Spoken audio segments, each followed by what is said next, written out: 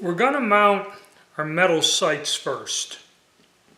Now what you want to do with these is you just loosen this screw, and if you notice on this side you only have this little block that is going to engage the rail, where this side, that whole side is going to clamp over the rail. So you would loosen that about that far, as you can see. And you want to get this as far back as you possibly can, because the longer your sight radius, the better. And so once you figure out the spot you want, which is there, I'd line it up. Is it there or is it here? The first one. Yeah, it looks like the first one. You hook this on this side, pull that little plate out, and then snap it kind of in there. Alright, and that should give me room to pull the operating handle and everything. Alright, so now what you want to do is apply a little bit of forward pressure so that screw is up against the forward part of the notch. And the reason for that is under recoil, these things do funny stuff. Take your Allen wrench and tighten down the nut, like so. And check to make sure everything's gripping and is in good shape. Okay, we can reach in here. We can reach in here and pull back. Alright, so the sight ain't in the way. And like I said, you can, if you feel like it, once you make sure it's correct and working, you can put Loctite on there if you do. Now this one is the one that's manual. You got to push that little button and flip the sight up. So there you go. Alright, that's the rear sight. Now we'll go on to the front sight. Front sight, like with the rear, loosen the screw up. You do not have to take it out. Just loosen it up a bit.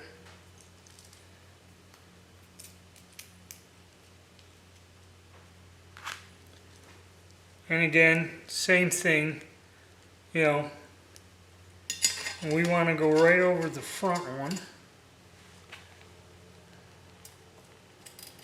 And it just pops right over. You have to pull that up a little. Yep, got it right the first time. There you go.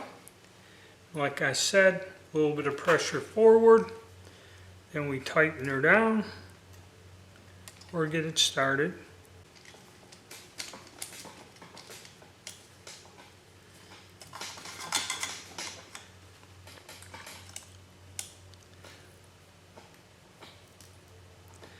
Okay, we got it tight. We inspect it. It looks like it is mounted correctly, and we'll check for functioning. Again, this is the one that's manual. You got to push that in, flip it up with your thumb. Same with going down.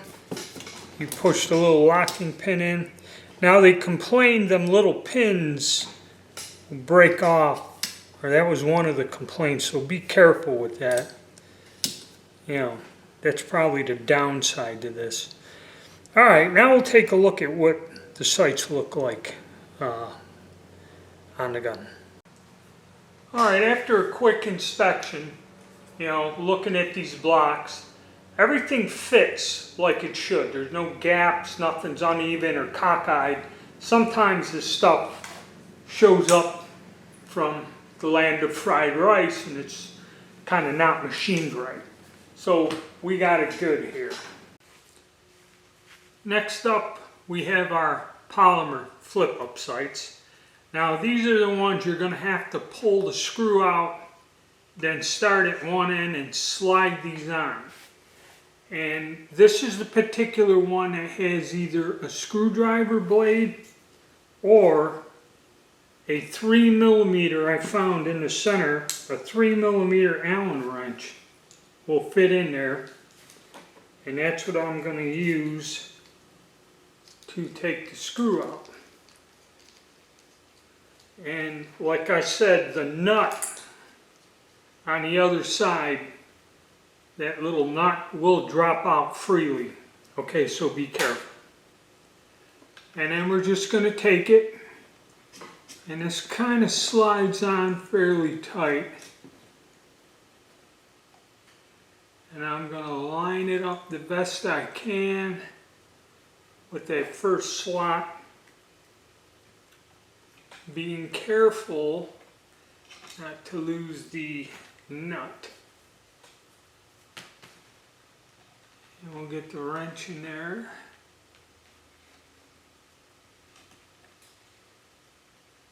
Okay.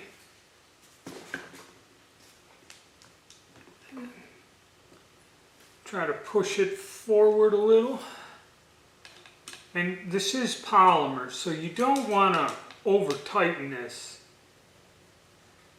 And actually a little drop, it's kind of in there, of Loctite may help. And then this one, these are spring loaded, so that's nice. So that's on there, it's tight. Let's go to the rear sight. Okay, I thought we would be able to slide this from the rear onto here, but for some reason it doesn't look like it. So I may have to remove the front sight and then slide this thing all the way down to here.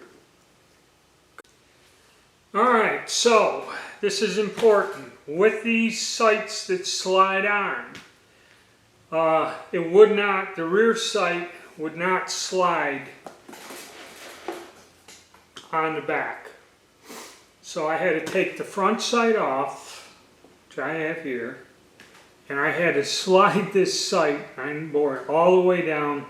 And when it got to where the handguard meets the receiver, it was not quite matched up. This point here, I had to tap that and it kind of sheared some off, but as you see now, this thing travels and you just so I went, made sure I can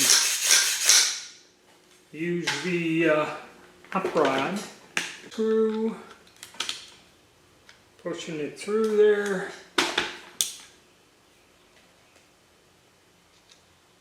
Getting the nut in there. Hold that in with my finger.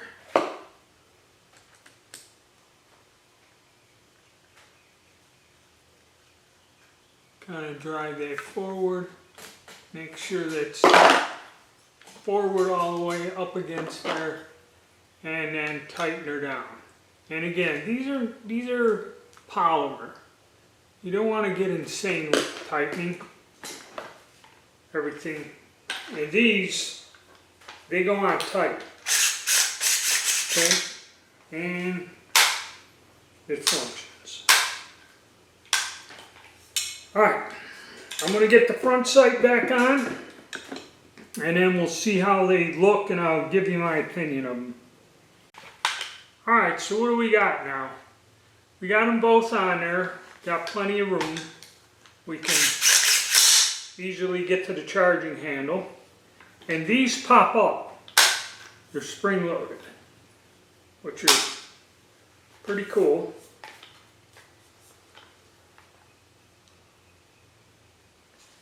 And this one, we'll zoom in here.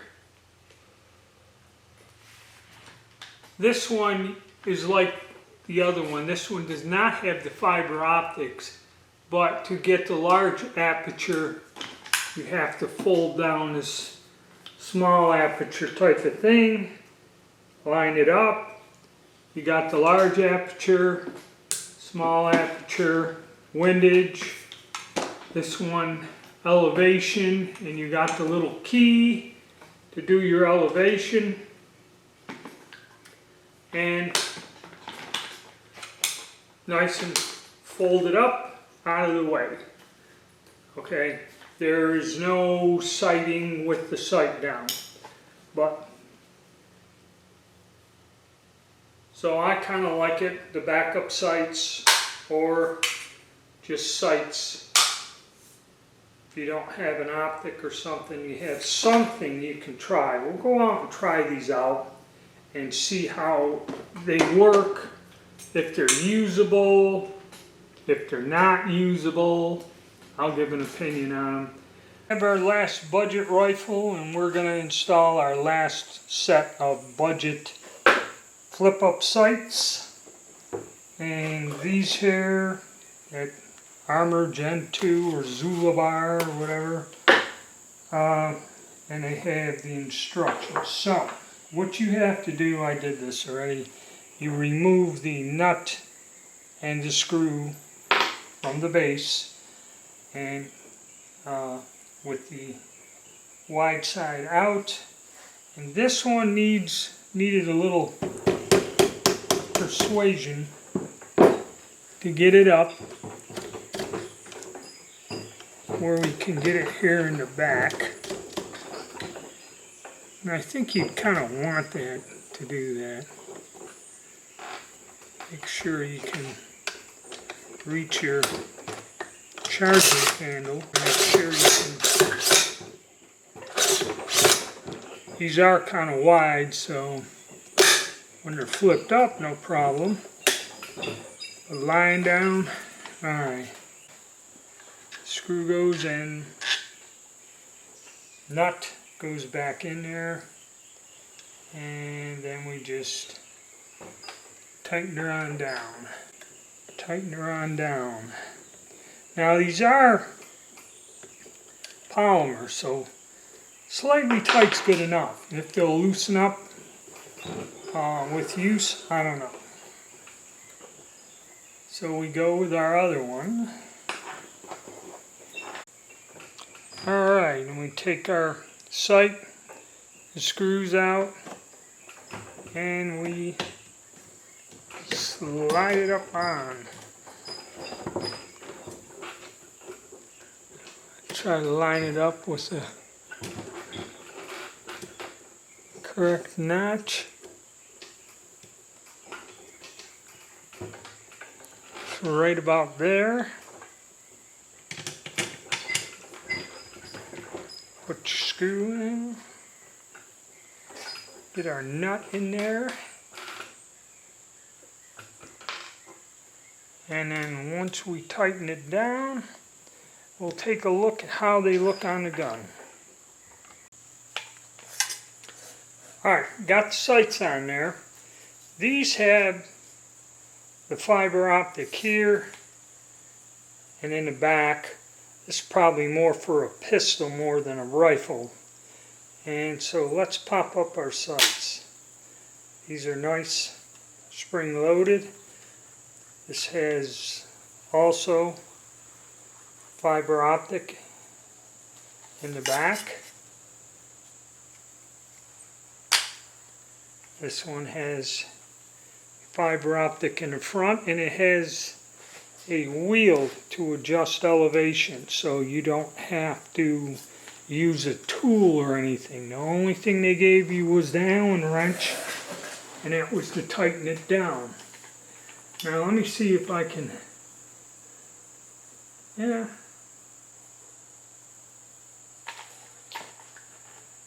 put this, flip it down for the large aperture, and either or looks good. I found using the small apertures, it gives you a little bit more precision than the large ones, especially with these strange sights. So yes, this one has a knob for the windage. 2%. Well, this one moves. The other one I had to use the wrench. This one takes a screwdriver. And like I said, this one with the elevation, you just turn that with your fingers. Yeah. Okay. And that's square, so I don't know. But then you fold them down and pretty cool. Alright, so that's it for budget sights on the budget ARs. We'll get out and see how they work. Alright, hit the like button, subscribe, and stay tuned.